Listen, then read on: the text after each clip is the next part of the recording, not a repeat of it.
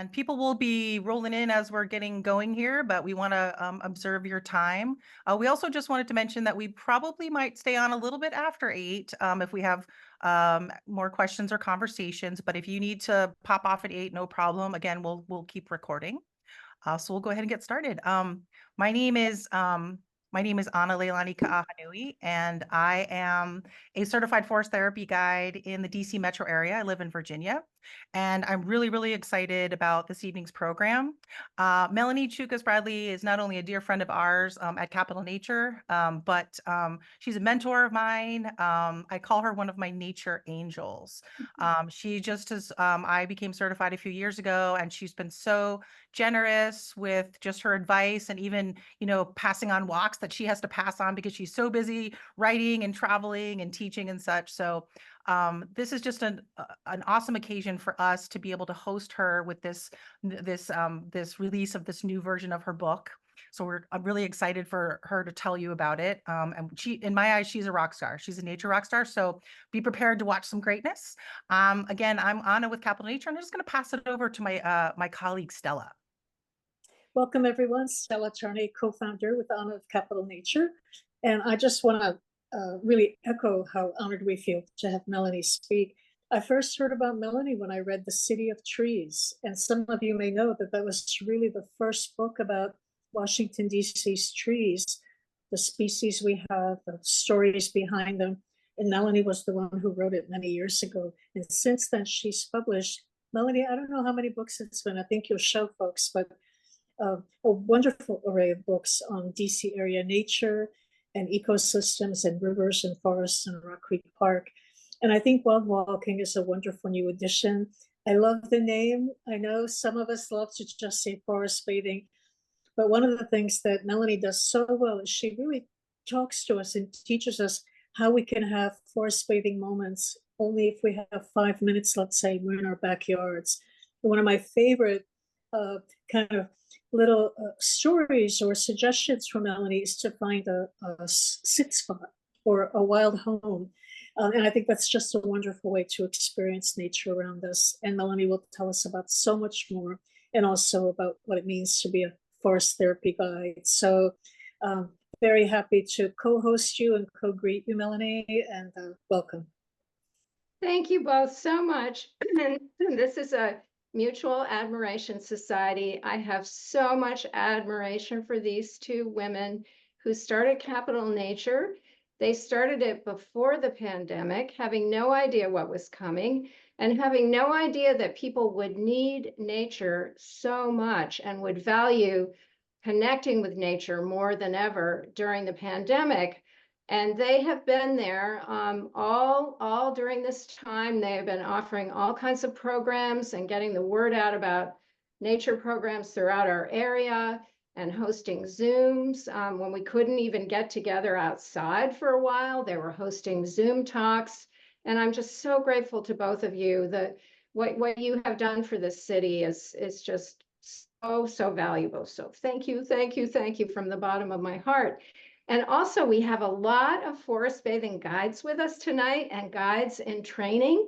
And we invite you all to share anything that you'd like about the walks you lead, your thoughts about forest bathing. You can put things in the chat, and Stella will be keeping an eye on that. And we'll take breaks now and then, and you can jump in and share anything you want to share. So yes, this is my new book, Wild Walking, A Guide to Forest Bathing Through the Seasons.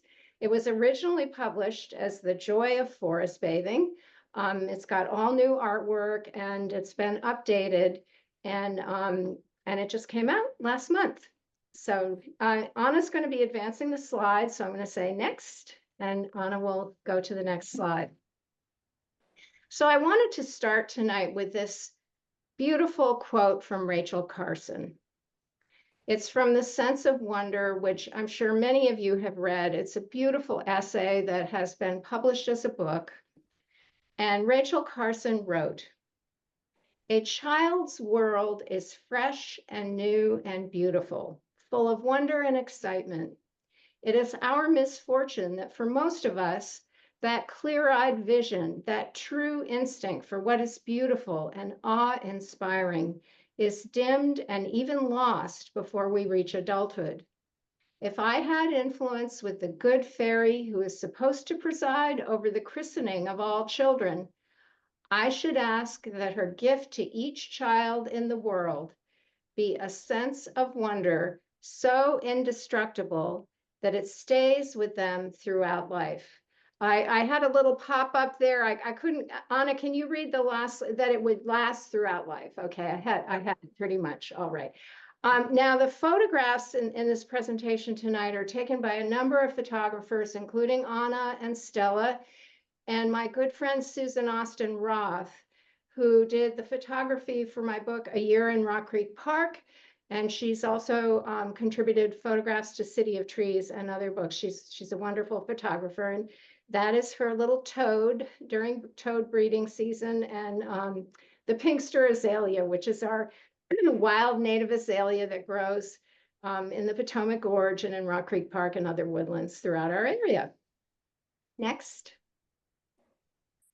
So these are my previous nature books. On the lower right-hand corner, Stella, thank you so much for mentioning City of Trees. The first edition of the book came out when I was in my 20s, and it has been in continuous print in several different editions for over 40 years. And that really set me off on my career path.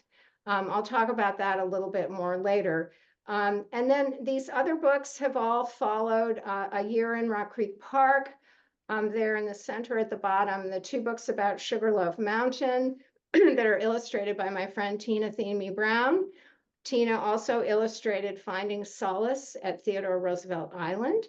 And then there's The Joy of Forest Bathing and Resilience, Connecting with Nature in a Time of Crisis. That came out during the pandemic. It actually came out in May. You know, the pandemic started in March of 2020, and it came out in May. So it really captures, you know, all the uncertainty of the beginning of the pandemic, but also it captures how we were feeling open to whatever was going to happen. And a lot of people were, in an odd way, kind of grateful for the opportunity to slow down and, you know, just experience what was in their own backyard and in their own neighborhoods. So it's kind of interesting to go and read that from this point in time. Next slide. So I came here years ago from northern New Hampshire. I grew up in Vermont. I had a real, you know, people describe their childhoods as free range childhoods. My generation, I had a real free range childhood, and it was in Vermont. So from the age of 5, I had lots of freedom, and I would just go out and wander through the woods alone. I would climb the hemlock trees. I would, you know, go up in the fields in June and find the wild strawberries. In April, I was looking for the wildflowers. And it really informed my whole life. And when I came to Washington, when my husband started law school, early in our marriage, sorry, I got this frog in my throat. When we came to Washington, we had come from northern New Hampshire. Can't hear it. Are you talking to me? Please mute yourselves. Okay. We came from northern New Hampshire, and I had been the news director for a radio station in New Hampshire, and I was looking for a job as a journalist. We'll go back to that previous slide, Anna. Sorry about that. No problem. And so I was looking for a job, and I wasn't finding my dream job, but something much more wonderful happened, which was I fell in love with the trees of Washington. I wanted to know what they were. And coming from northern New England, almost all the trees were unfamiliar to me. We probably have a greater diversity of species of trees in Washington, perhaps, than any city in the world. And so I went looking for a guide, because that was back in the days when we used field guides. Some of us still do. And I couldn't find a guide to the trees of Washington because one didn't exist. So I decided to do it myself. And it just was a wonderful project. My friend Polly Alexander, we had gone to the University of Vermont together, and she was a botanist. She is a botanist and an artist. And we worked together for 2 years to create the book City of Trees. And I was just thrilled, you know, not only with the diversity of species, but with the incredible history of the trees of Washington, and the fact that our city is known as a city of trees. Next slide. And I love this original map and plan for the city because it looks like a tree. And you can see the Potomac River, the branch, you know, the left-hand branch in the trunk, the Potomac River, and the right-hand Anacostia River, which is on this map, it is known as the Eastern Branch. And there is the city as the crown of the tree. Next. So I just love leading forest bathing walks around the city. And I love talking to other guides too about their experiences, because we live in this monumental city, but it's a very low-rise city. Our tree canopy is so important here. And we have all these gems, all these places that are, you know, just filled with beautiful trees and flowers and landscapes. And I love finding, you know, like within the historic nature of the city, finding those natural places to gather. Now, that picture in the middle is taken in the Moongate Garden, which is one of the gardens behind the Smithsonian Castle. We're having our forest bathing tea. We guides always host a tea at the close of our forest bathing walks, and this is the tea in the Moongate Garden behind the castle. Next slide. Now, one of my favorite forest bathing walks that I've led in my years as a forest bathing guide, and I became a guide in 2017. This was before the pandemic. I think it might have been, what, 2019, Anna and Stella? Does that sound right? So this is a walk at along Oxen Run, near where Oxen Run flows into Oxen Cove of the Potomac. And we had found these beautiful smooth stones. You can see them all there next to the creek. And we were picking them up and we were holding them, like holding them to our faces, holding them to our hearts. Anna found a heart-shaped stone. I think other people did as well. And then you can see right behind Anna with her beautiful hat on is our dear friend, Brenda Richardson. I think she's going to try to join us tonight. This was such a magical walk. And I still have my stone from Oxen Run. I keep it next to my laptop for, you know, I pick it up and hold it all the time for inspiration and as a memory of this wonderful forest bathing walk. Next. And I love leading walks in Rock Creek Park. I consider Rock Creek Park my wild home. I'm going to talk about finding and cherishing a wild home tonight. And I love the park. The park is the oldest urban national park in the country. And it was created in 1890, which is the same year that Yosemite became a national park. And it's twice the size of Central Park in New York, and it's much, much wilder. Next slide. And here is a forest bathing walk in the fall, you know, among the beautiful trees of Rock Creek Park. And because the park was created in 1890, most of the trees in the Rock Creek forests have been left alone for all that time. So there are many, many trees that are well over 100 years old. Next slide. And here is a forest bathing walk at Brookside Gardens. Anna leads wonderful walks at Brookside Gardens, and she took this photograph. Brookside is in Montgomery County. It's part of the Montgomery County Park System. Next. And I love the fact that we have wild places in our city like Rock Creek Park. And then we have these amazing gardens and sacred places. On the left is Dumbarton Oaks. And in the middle, that little bullfrog, not so little, pretty big bullfrog, is at the Tregaron Conservancy, which is a place where I love to lead forest bathing walks. And then in the upper right-hand corner is the Bishop's Garden of the National Cathedral. Anna leads walks there. And then in the lower right-hand corner is the Franciscan Monastery. And before the pandemic, I led a forest bathing walk there for Casey Trees. And it's a beautiful, serene place. Plus, St. Francis loved nature. So it's a very good place for forest bathing. And I know other guides may mention tonight places they lead walks. I know Alana is with us and she leads walks in Meadowlark Botanical Gardens. Adria and Anna lead walks at Hillwood. I'm going to show you a picture of Hillwood, and at Woodend, the Nature Forward grounds at Woodend. So, you know, for forest bathing doesn't have to happen in a deep forest.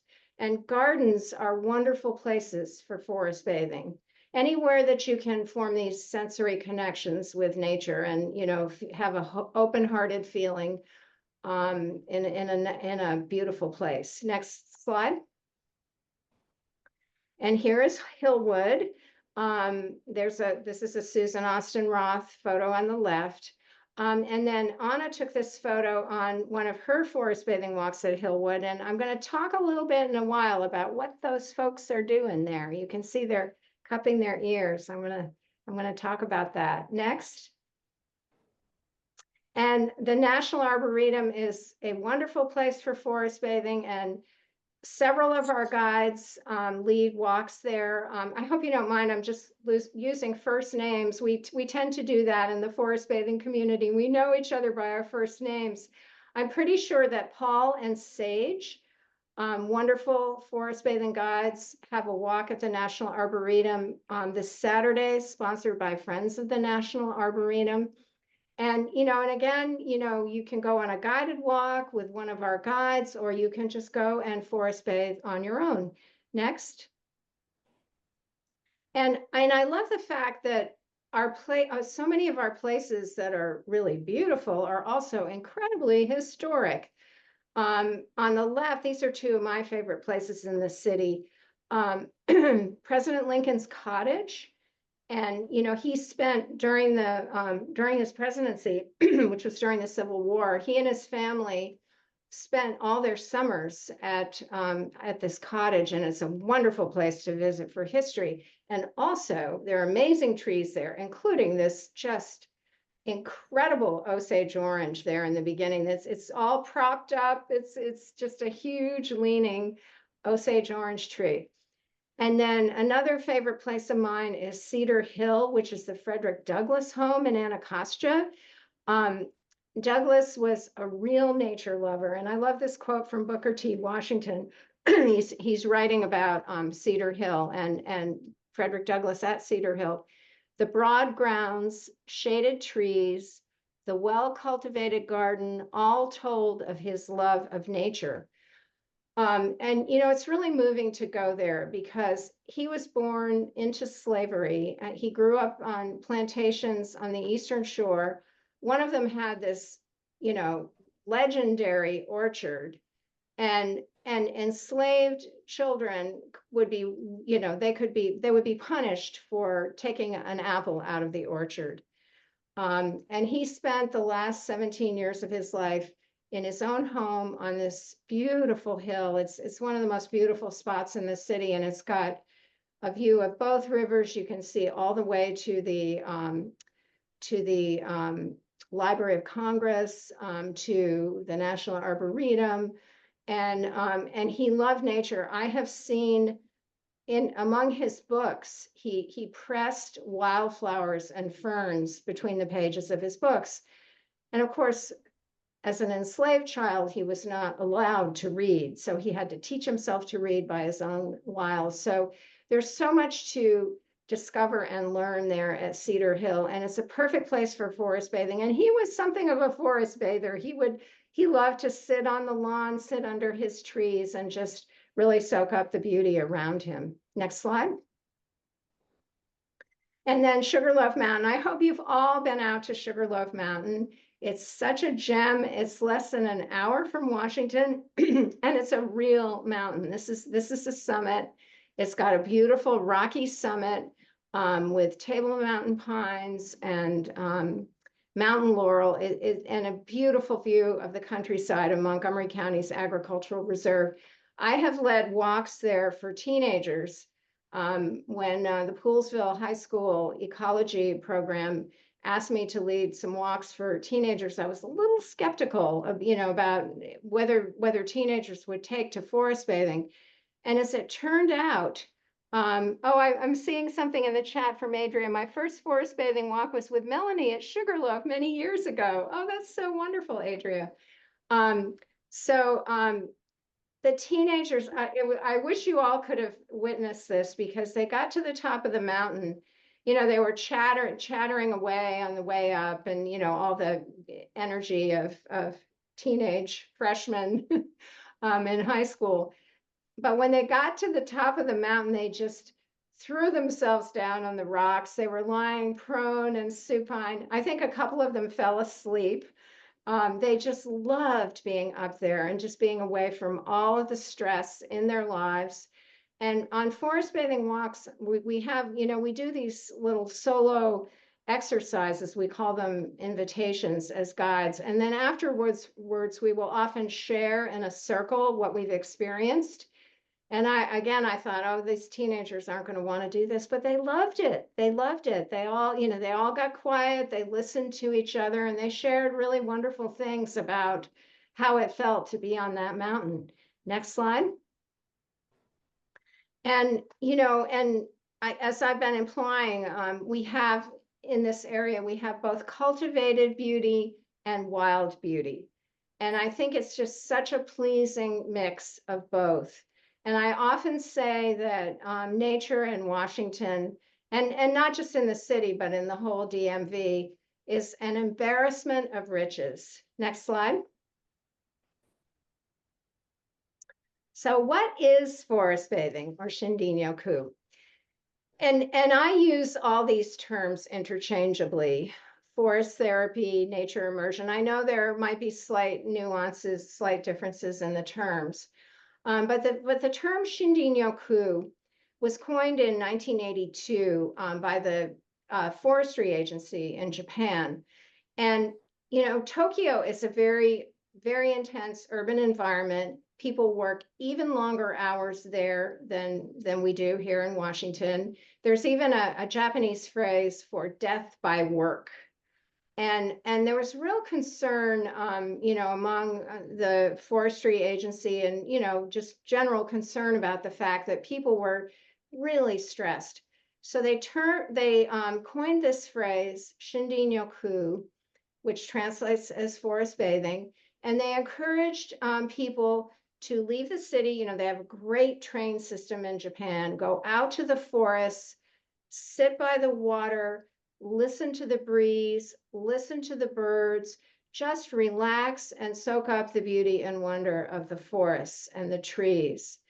And it became really popular.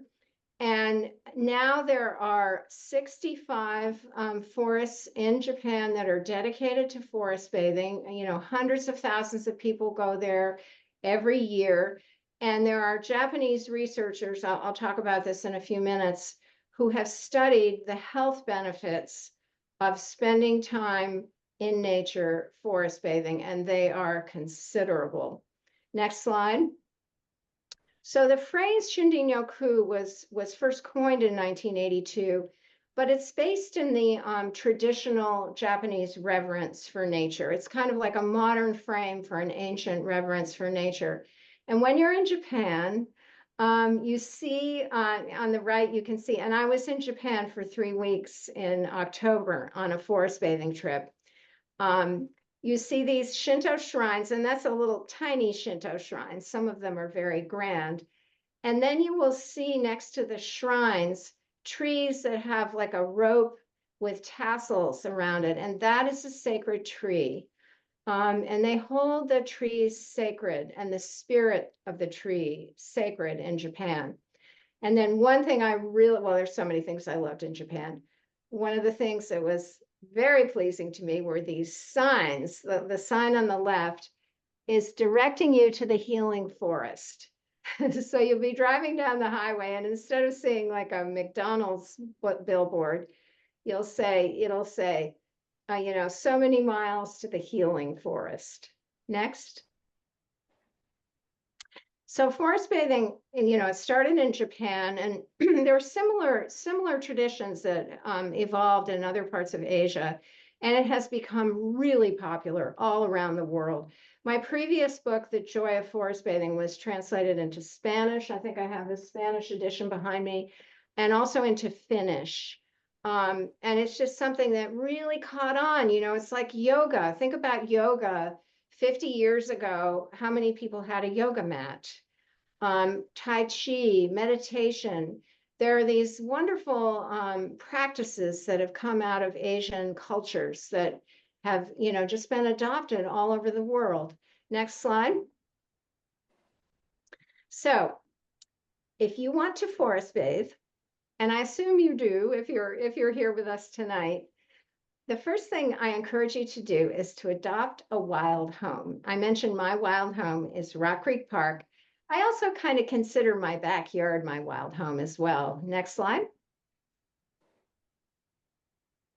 And your wild home can be a garden, it can be your backyard, it can be a porch. Next slide. It can even be a balcony. This is our friend Anna and I know Sadie Dingfelder, and you may know her byline because she used to write for the Washington Post Express, and she's also written wonderful stories for the Washington Post. She has a new book out called Do I Know You? And during the pandemic, she was living near Nats Park in a very densely, urban part of the city. And she would go out and write on her balcony. She and her husband were, of course, at home in the early days of the pandemic. And so she'd go out on her balcony to write. And she made friends with these two pigeons. You can see how friendly they are there on the right. And she's reading her book about pigeons, and the pigeon is reading the book too. And then Sadie, when she'd go out in the neighborhood, like to go out grocery shopping or something, she would recognize her pigeons. I just love that. And I think a lot of people during the pandemic pulled closer to home. And, we tend to just be so other directed, and we want to travel to all these fabulous places, which is great. But getting to know your own wild home is so important, even if it's a balcony with pigeons. Next. And then also, I think it's really wonderful to bring nature indoors. The painting there on the left was, it's a painting of California trees by my husband's grandmother who lived in Carmel. And then you can see I have an orchid plant there, and I burn non-toxic, botanically fragranced candles at all times. And then textures. I'm still holding this stone here from Oxen Run, and I also have my lucky Buckeye seed from the Capitol grounds, and this bur oak acorn, which is amazing, from this incredible bur oak tree near the Botanic Garden. And the picture, Anna took the picture on the right. Anna is very big on textures, whether outdoors or indoors. And if you can, if you spend a lot of time at your computer, just bring these things from nature and have them nearby so that you can hold them. And it's just like a wonderful touchstone to stay in touch with nature. Yes, next. And then on our forest bathing walks, we like to nurture both solitude and collective sharing. So what happens is we will give people like an invitation to do something sensory that is kind of a solo experience. And then after a few minutes of this invitation, we will come together and share. And I just heard a clap of thunder. I hope we get rain tonight. We need it so badly. We should all do our rain dance. So we're nurturing both solitude and collective sharing. And And you know, when you're out in nature, it's wonderful to be out solo. And I learned a love of solo wandering, as I mentioned, as a child, and I've never lost it. I have to wander solo. It's raining heavily in Springfield now. Must be coming towards us in the DC area. Yeah, Yeah. Annandale, yeah. Um, but then, you know, I think the thing that I love most on forest bathing walks is the bonding that happens, you know, when you're experiencing natural beauty with other people who are as appreciative as you are. It's a very powerful thing. And you form really wonderful connections with people. Next slide. So how to forest bathe. And these are 2 pages from my book, my new book. I love that magical creature with his teacup. um, do you have memories of any area of forest bathing walks, anything that was especially memorable? Are you asking that question to everyone, Stella? That's right. I was Yeah. thinking people Good. might have a Yeah, special. that's excellent. Yeah, thank you. So how to forest bathe? Okay, of course, there's no wrong way to forest bathe. Next. So the first thing you want to do is you want to unplug and honor the original human stewards of the land. Learn something about the people, the original stewards of the land. Here in Washington, the Nacotchtank tribe settled along the Anacostia River and the Potomac too. And, you know, there were Native American tribes going back 13,000 years in the Potomac Gorge and in this area. So learn a little bit about them. It's really nice to honor them at the beginning of your walk. And then unplug. And I say to people, think of the airplane mode setting on your phone as forest bathing mode. You know, it's okay to take pictures. We take a lot of pictures.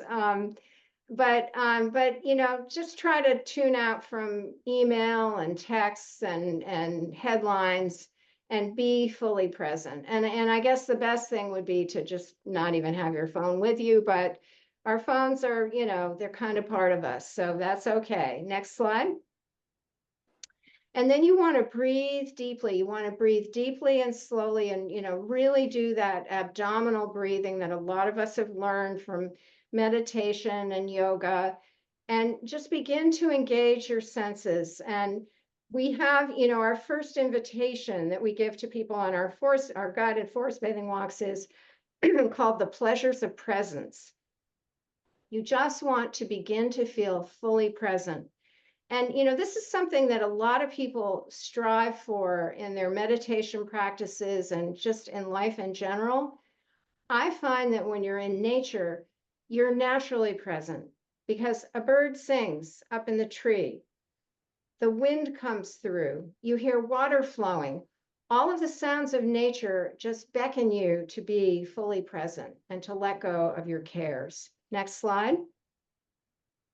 And then we have this powerful invitation that we often give second, and we just say to people, notice what's in motion.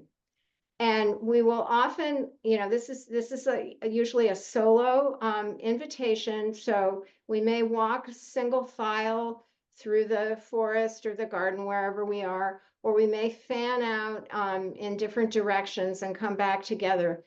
And it sounds like such a simple thing, but when you focus your mind on noticing what's in motion, it's a powerful mindfulness exercise.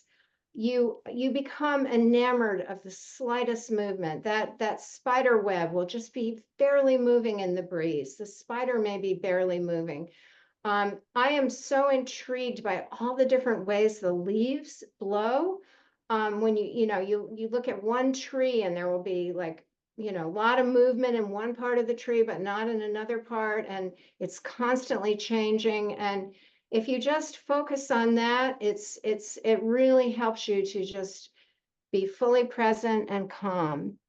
Okay, the rain now is reminding me of a lovely forest bathing walk I guided for a pair of sisters. That's all I could read there, but that was intriguing. Is there more? Is there more, Stella? Or that may have been from Ilana. Ilana, did you want to elaborate real quick? You want to say, Alana? Oh, sure. I was just responding to Stella's prompt about any memorable walks. And I think about the rain. I got to guide a couple of sisters. They're celebrating. And it was just a drizzly morning. So the rain now is making me think of that and how we ended up coming across these two really large trees that almost seemed to be embracing and supporting each other, and how one of the sisters saw them and just remarked that they almost seemed to be sisters Sisters. themselves. Sisters. Oh, I love that, Alana. I love that. Yeah, the fact that they're here two sisters and they see these sister trees and they relate to them. That's just so wonderful. Thanks for sharing that. Next slide. And smells, smells are just so powerfully evocative. And, I think, smells bring back memories for me anyway, like nothing else. This was on a forest bathing walk. I mentioned I was in Japan in the fall of 2017. And this is in Okatama. It's about 2 hours from downtown Tokyo. And this guide, she had a tech job in Tokyo, and then she would come out to Okatama on the weekends to lead forest bathing walks, and she loved smells. So she had us sniffing almost every leaf along the trail, and every, of course we know flowers are fragrant, but the leaves have delicious fragrances, the twigs and the bark. And, the more of these smells that you can take in, it really increases your appreciation. And also there is research that shows that when you breathe in the compounds that the plants are emitting, it boosts your own immune system. And also your breath very directly connects you with everything in the forest, because when you breathe out carbon dioxide, the trees they take it in and use it for photosynthesis, and they emit oxygen. So it's like a cycle that you're part of when you're in the forest. So, it's just wonderful to get as close to these plants as you can. Of course, you want to know what poison ivy looks like, or, anything that you don't want to touch, but most things are very touchable. Next slide, and smellable. So, and sounds, when we're leading forest bathing walks, we will often have time when we focus on sounds. We may close our eyes or cup our ears to magnify the sound. There on the right, in Japan, they take this pretty far. I was given this stethoscope so that I could listen to the water.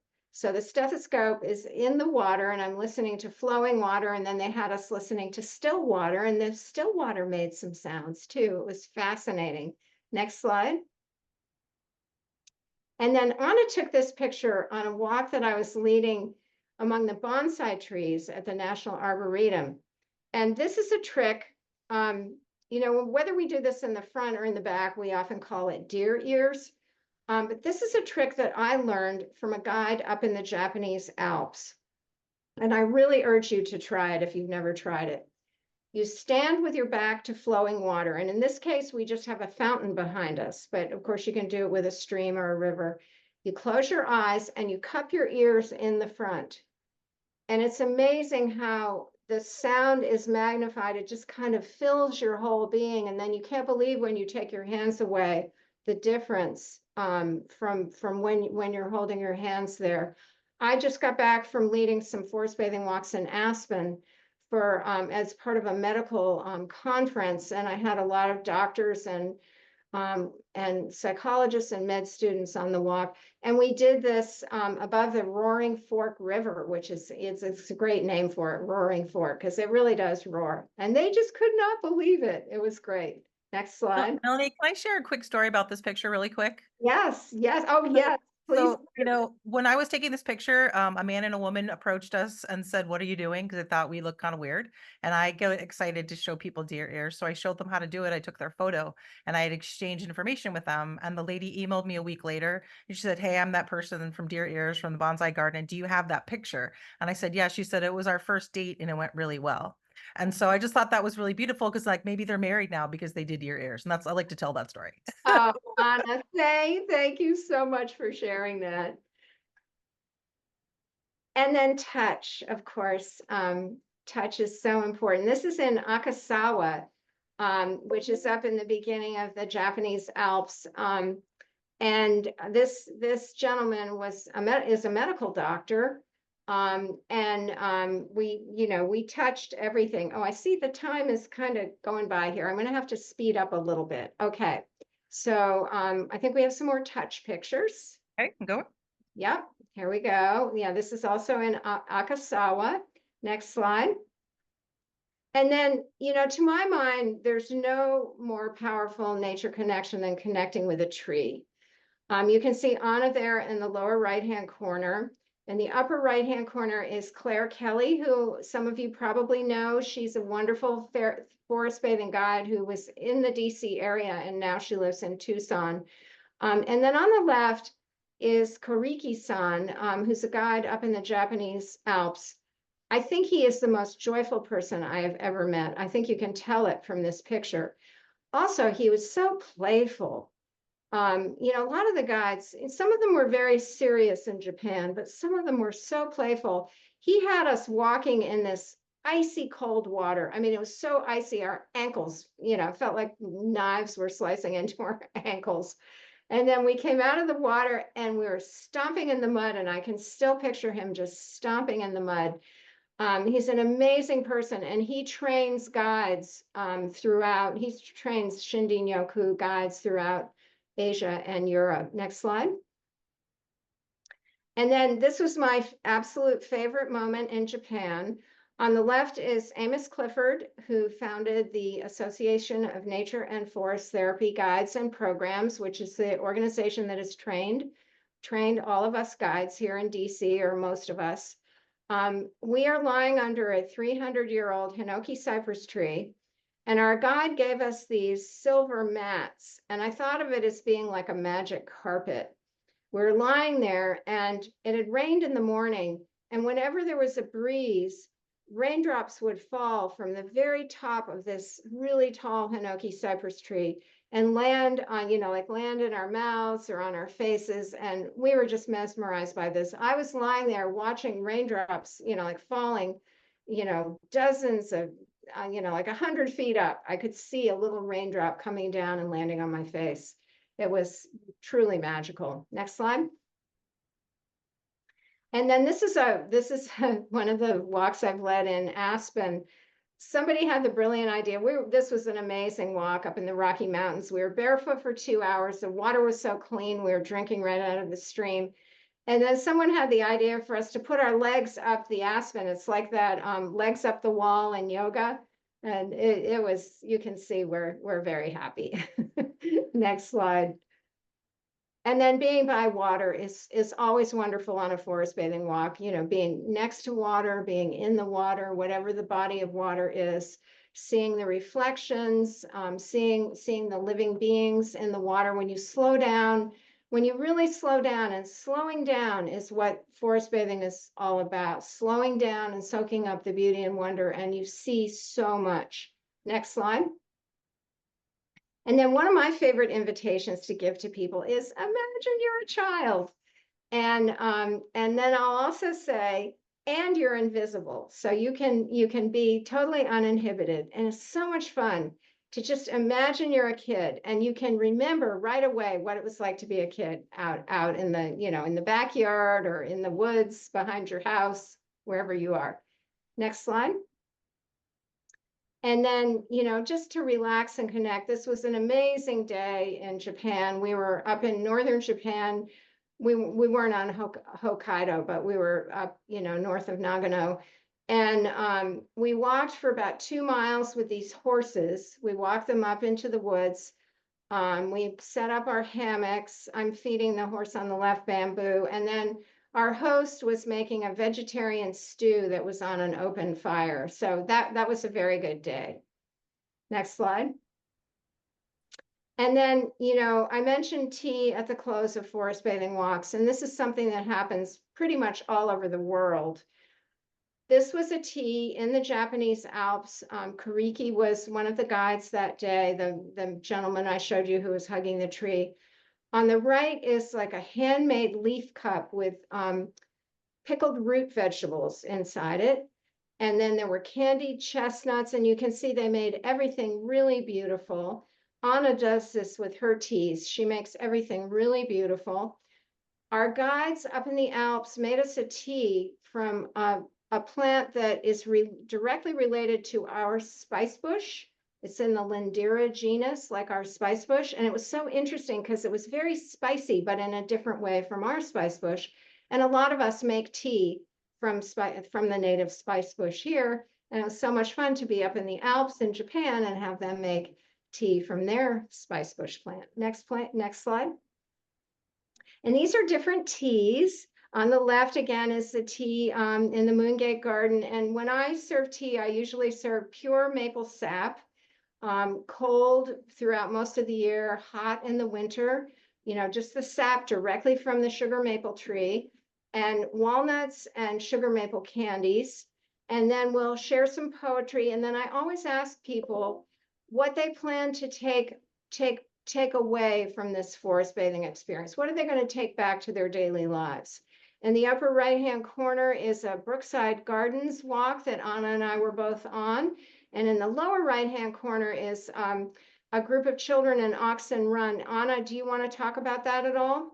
Oh, sure. I had a lovely, Capital Nature. We partnered with the Friends of Oxen Run Park and Brenda Richardson, who's, I believe, on the call. And there's a lovely group of children. They're part of an after-school program, a leadership program, and they've participated in many things that we do with them. And this is their tea, and they were quite delighted to be participating in this tea. And then I also let them. I usually ring a Tibetan bowl, and they each wanted to take a chance at ringing the Tibetan bowl. So they had a really good time.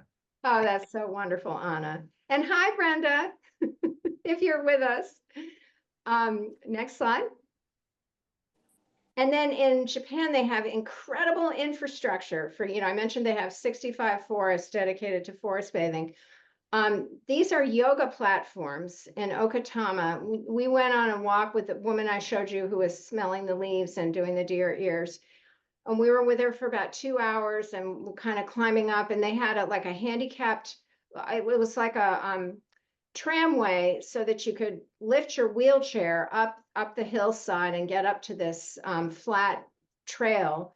They had a tea house with a pot-bellied stove. I mean, amazing infrastructure. And then these yoga platforms, we arrived at this platform, and there you can sort of see in the back, there's a woman in a green shirt. She was just sitting there in the lotus position waiting for us. And then this young man brought out yoga mats, and we were guided in a restorative yoga practice. So all of these other practices are just, they blend so well with forest bathing. Next slide. And they have signs along the trails in these forest bathing forests in Japan. And they're not obtrusive, they're just, you can see this is a very attractive sign, and it's talking about forest healing. It's talking about the healing sounds of nature, which they translate as pink noise. And those are the sounds of running water and birds and wind, all the things that help us to relax and, are so good for our physical and mental health. And then they'll have, data from the studies on some of the signs. So you can read up on, why this practice is so good for you. Next slide. And this was one of my favorite aspects of the infrastructure. Amos Clifford and I were just green with envy seeing all of this. We were like, oh, we need this back at home. This is a sky viewing bench. And you can see it's tilted back, it's built into the hillside, and they lead walks in the day and in the night. And you just lie there. It's much more comfortable than it looks, and you're looking up at the sky. Next slide. And, speaking of day and night, I think it's really important to go out, all times of day, all types of weather, all the seasons. The picture there on the right, I took that picture of the full moon in October in Japan and in Okatama.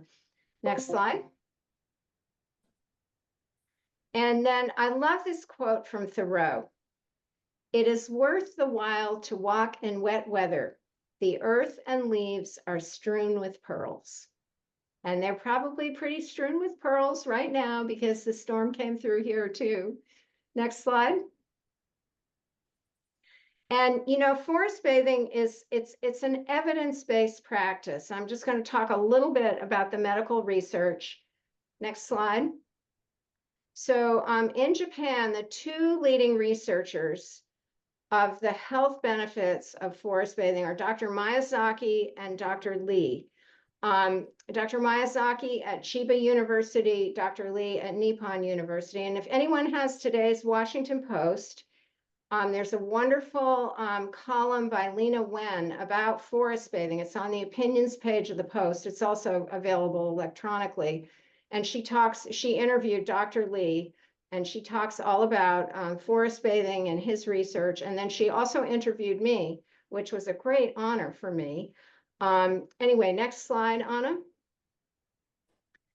So some of the physical health benefits, and these Japanese researchers demonstrated these benefits in their research, and then these results have been duplicated all around the world.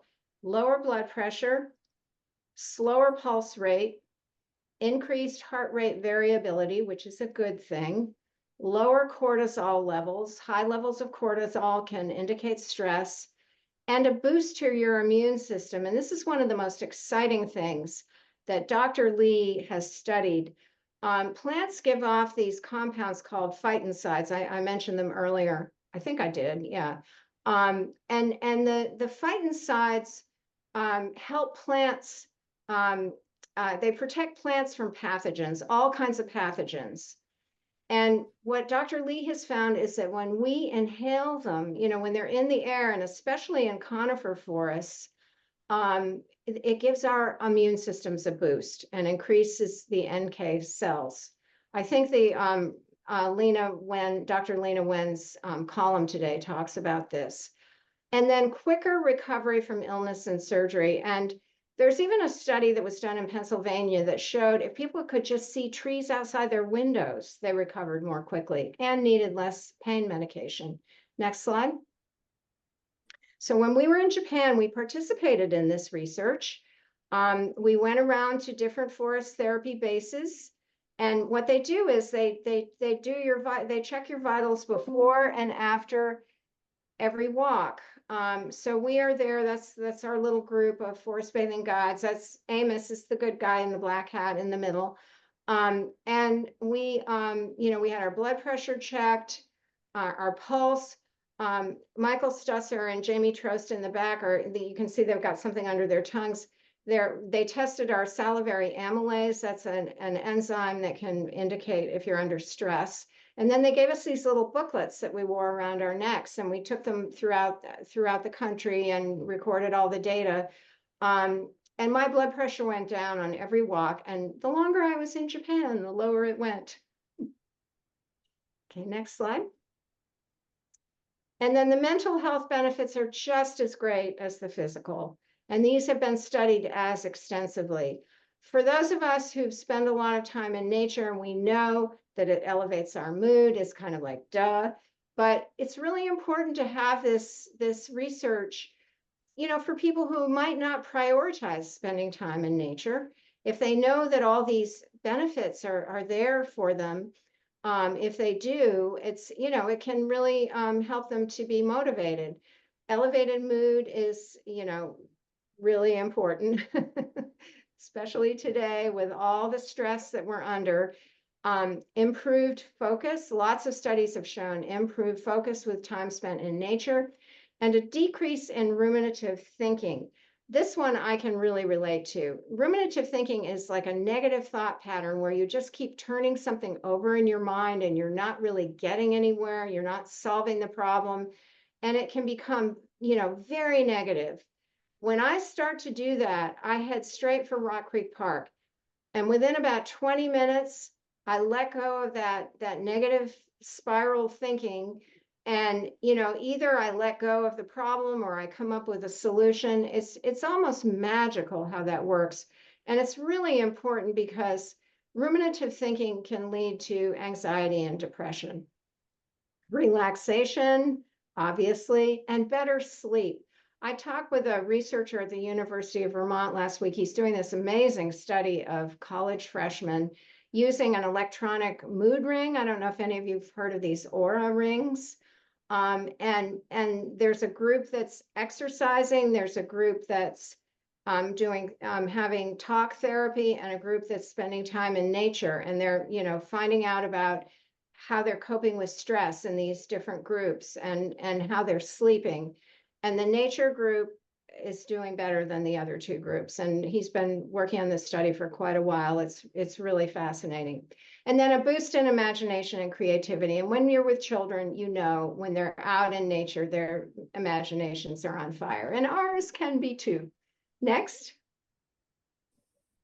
And this was, we went to Dr. Miyazaki's lab at Chiba University, and one of his research assistants is putting this gear on my head. And they showed me like a huge screen with a really urban environment, nothing green in it, just buildings. And then they showed me a forest, and they measured my brain waves, and the waves in my frontal lobe calmed way down when I was looking at the forest. Next slide. And so doctors are prescribing nature here too. And I just got back from leading these walks for doctors and med students. And it's really exciting that the medical profession is recognizing that spending time in nature is free preventive medicine. Next slide. This is Dr. Robert Czar, who founded Park RX America. He's a pediatrician. He was in our area. He's living in Canada now. That's his prescription pad on which he prescribes nature. He finds out what his patients like to do outside, and then he'll help them come up with a plan to do as much of it as possible. Next slide. So as I mentioned, I just got back from Colorado, and I led walks for the Aspen Institute, and that was part of the health, Aspen Ideas Health, with mostly medical people. And then I have friends at Aspen Center for Environmental Studies, which is called ACES, is the acronym. And I led a walk for them. My walks for the Aspen Institute were, huge numbers of people, but this was a very intimate walk for just several people along Hallam Lake.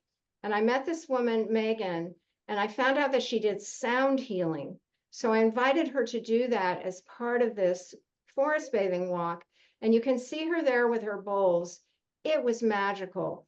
They have platforms there along Hallam Lake. And we all lay back and closed our eyes, and she just worked her magic with her instruments. And she had bells and all kinds of quiet instruments that she would come around and come close to each one of us as we're lying on the platforms. There was this buck, it's a mule deer, who was grazing nearby. And I think that deer was just mesmerized as we were. And then there were nesting great blue herons and nesting ospreys. It was just a magical, magical time. Next slide. And, and I mentioned how playful Kariki is. Being playful on forest bathing walks it's one of my favorite aspects of it. This is Phoebe Myers. She's a naturalist for ACES. And you can see, you can just tell, she's very playful. She's got a little crown of leaves in her hair. Next slide. And here we had such a good time. In the middle picture, we're sitting under this incredible Colorado blue spruce. They grow right next to the rivers, and this is right next to the Roaring Fork River. You can't really tell, how amazing the tree is, but you can see the root that we're sitting on. It gives you an idea. And and Jim Kravitz is in the middle. He's the head naturalist for ACES, and he pulled apart a Colorado blue spruce cone and showed up on the upper left-hand corner. You can see he showed the beautiful colors inside this fresh cone, and then he held the winged seeds in his hand. That's one of the winged seeds that came out of the cone. Most people were barefoot, and again, we're stomping in the mud. And then on the right, that's Phoebe's husband. He took a cone and made a little owl out of it, and then put it up in the tree. And you can be a kid when you're in your 60s and 70s or whatever age you are. You can still be a kid. And that's Megan with the love hat on. She's the one who does the sound healing. I'd love to have her come to Washington and do that for us here. I'm going to work on that. Next slide. And then this was another forest bathing walk that I led in Aspen. This one was before the pandemic. And you can see that, again, that's the legs up the tree. And that's the stream that we drank from and some of the wildflowers. Next slide. And then, you know, when I was first trained as a forest bathing guide in 2017, and I was the first one in Washington. And now we have over 40 guides in our community. It's just so wonderful how this practice has grown. But because I was one of the first guides, I got invited to lead walks all over the country. And I led this walk for the YMCA in Austin. It was a family forest bathing walk. And you can see the kids just had the best time. And the little girl on the right is drinking her maple sap out of her teacup. She kept asking for more. Children love that maple sap. Next slide. And then I lead trips for Smithsonian Associates every September out to the Dakota Badlands. And I had to call this bison bathing. We always do forest bathing along the Little Missouri River, and there are usually bison nearby. I lead, you know, because I'm a naturalist, I lead all kinds of nature trips and history trips.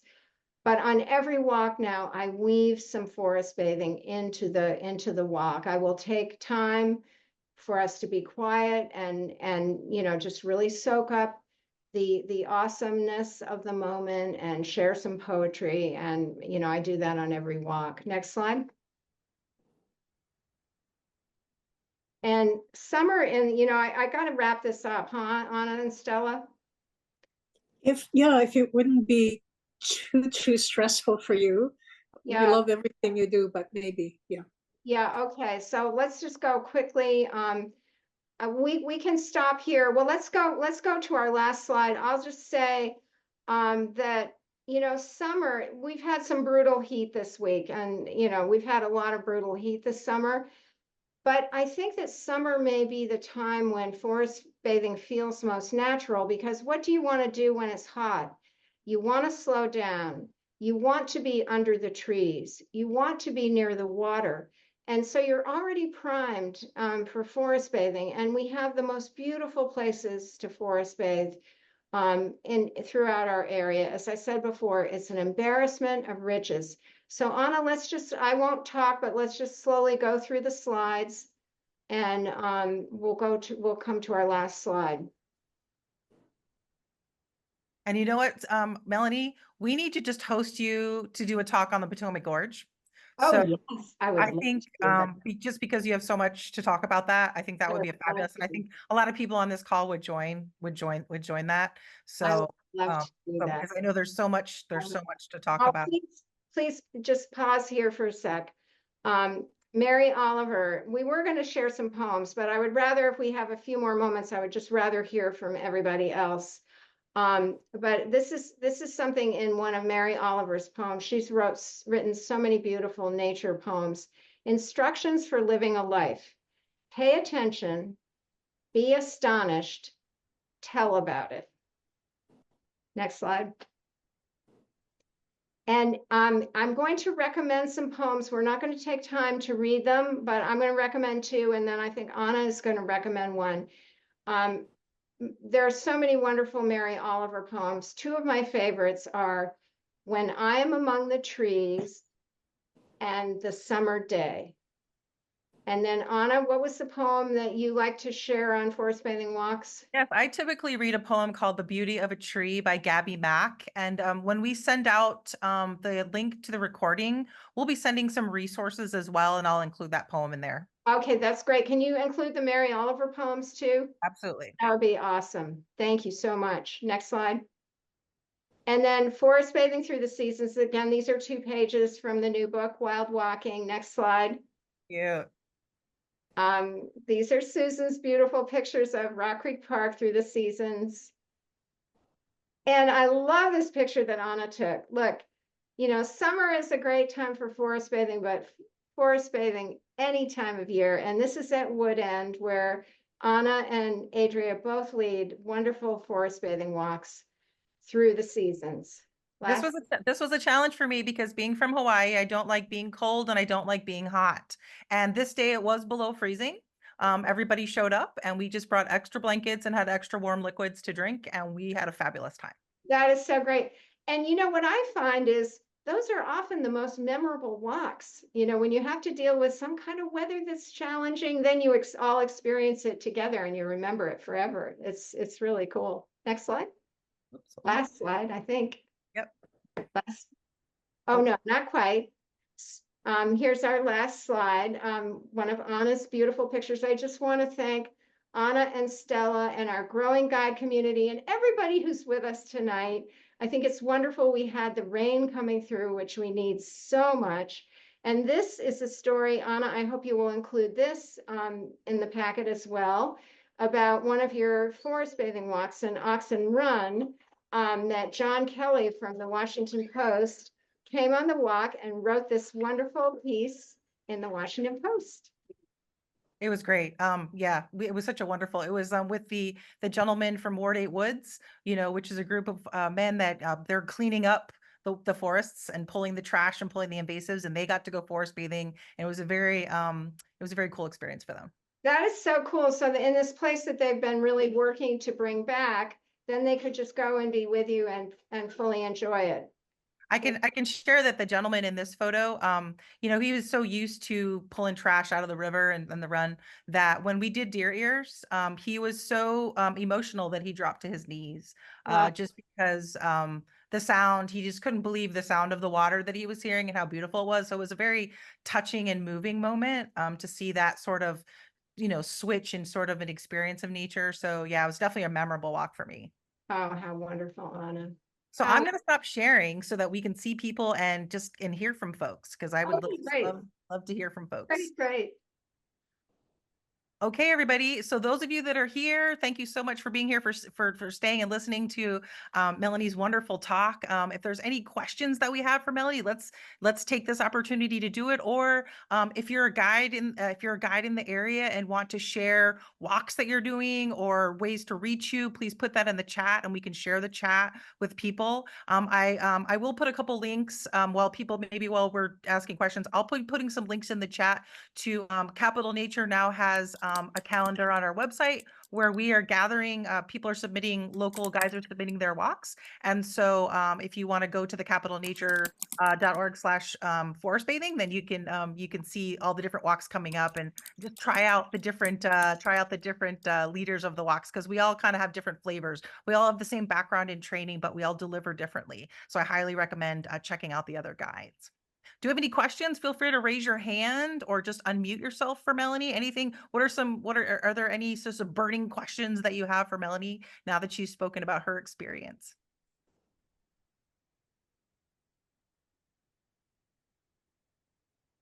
Don't be shy, folks.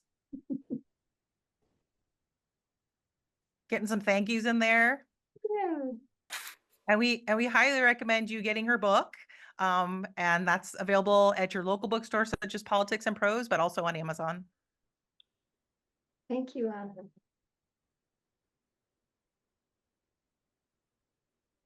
Alana, thanks for putting your information in. And I know we have guides and training. Ooh, somebody asked, are there any yoga platforms in the area? I personally am not familiar, but I don't know if anybody else is. Do you know of any, Alana? The yoga platforms, well, I think I'm hoping to do something with a yoga teacher this fall, but it's not all set yet, but I'm not sure. Gloria, who I know from she works at Hillwood, and so it's so great when we lead walks at Hillwood, Adrian and I, they have a staffer that like assists us. So we have like an assistant, which is great to have an extra pair of eyes and ears. And Gloria has gone on some walks with us. And so her question for you is, and I think I know the answer to this, but what is your favorite place to commune in nature, Melanie? Oh my gosh. That's like asking which is my favorite child. But I can say Rock Creek Park. I mean, that is my wild home. And I think there's really something about getting to know one place intimately, because you get to know it through all the seasons, through all different kinds of weather over the years. It's like getting to know a person. You know, when you first meet a person, you learn their name, you learn, you know, what they look like. But over the years, you really get to know them, and you can form a relationship with a place. It's very much like a relationship with a person. So that's the relationship I have with Rock Creek Park. Ilana said, thank you. Ilana said that Carlisle House or another Nova Parks historic site has yoga in a pavilion type location. And I agree with that. Stella, don't we promote yoga in the, is it? Magnolia Terrace. Yes, yes. And I think Brookside might have kind of an elevated, near the tea house, I think they might have an elevated experience as well. You're right. Yeah, I should know that, right? Because I lead at Brookside too. I just haven't seen yoga while I was there, but yeah, that makes sense. I think too, I know the US Botanic Garden has done yoga. I don't know if they're still doing it. And also I think the Tregarin Conservancy has yoga. So you can look into it. I mean, a lot of places are offering these things because there's just so much interest in practicing outside in beautiful places. Melanie, we have another question. How can you acquire maple sap? Maple sap. Well, when I grew up in Vermont, I used to steal it out of the bucket along our dirt road. And now I have to confess, I order it on Amazon. Amazon has it. But you can get it. It's pure organic maple sap. And it is the sap that just comes from the tree that rises in the spring. And, you know, they tap the trees in the north and, you know, northern New England and the Midwest and in Canada. And the sap it's just very slightly sweet and it's clear. It's like water, but you know, it has the sugars, the trees, the sugar maples, sugars in it. And so it's slightly sweet. It takes 40 gallons of sap to make 1 gallon of syrup. So that gives you an idea of the sweetness. You know, it's just 1/40th of maple syrup. But I'm sorry to say I get it on Amazon when I used to steal it right out of the bucket. What can I say? Adria shares one of my favorite areas is Boundary Bridge and the Valley Trail. They ought to do some forest bathing. Yes. They're great places. You know, some of the questions, I'm just thinking, wouldn't it be wonderful if we could combine yoga with forest bathing the way it's done in Japan? And all these questions make me think maybe we can talk to Brookside or Nova Parks. Maybe we can help them create that experience. That would be wonderful. That would That be would be awesome. great. And may I also vote for sound healing as part of it too? Because I mean, that was what I experienced in Colorado was just magical. I'm really going to try to get her to come here and, you know, like do a demonstration for us. Because I think anybody who's musically inclined could learn how to do this. She spent time in Australia, and so she picked up a lot when she was there. But I think we're going to be hearing more about sound healing. That's awesome. I actually participated in a sound bath at the National Building Museum. It was probably last summer or in the fall, and I made a connection with Janine Procuro, who I believe teaches yoga and does sound bathing. And so she's local, and I know, and I know that I said to her, "Ooh, you know, you should come and present with our, like, we should have a guide gathering and like have her come or something." So yeah, that reminds me I should probably circle back with her too. So that would be That's a great idea. We have some folks in the chat that have said that they're yoga instructors, they're providing their information. So I'm really glad that we're making that connection here. And so we'll look at the chat, and remember that you guys can save the chat too. We'll be sending out a copy of the chat with the recording of the link, but all these nuggets and pieces of information that are being shared, if you want to save it now, feel free to do that. Well, it's 8:17, and we really appreciate you all staying on and some extra time so we could share with each other.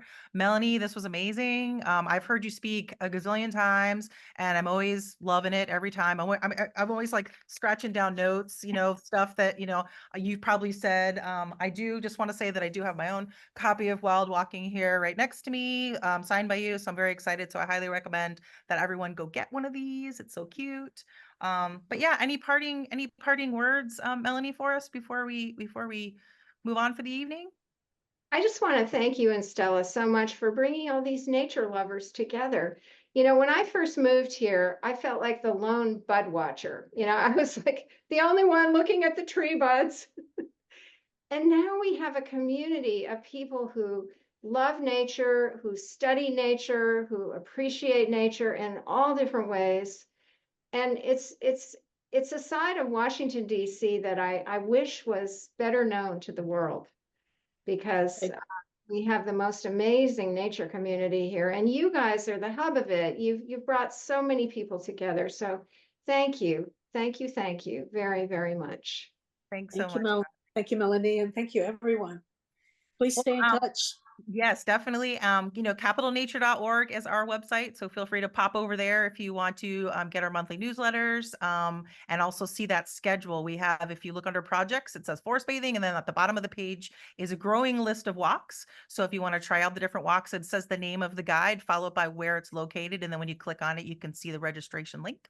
So lots of forest bathing to be had in the DC metro area. So thank you all for joining us and have a great evening. Be safe. Great. Thank you both. Thank you all. Bye, everyone. Thank you.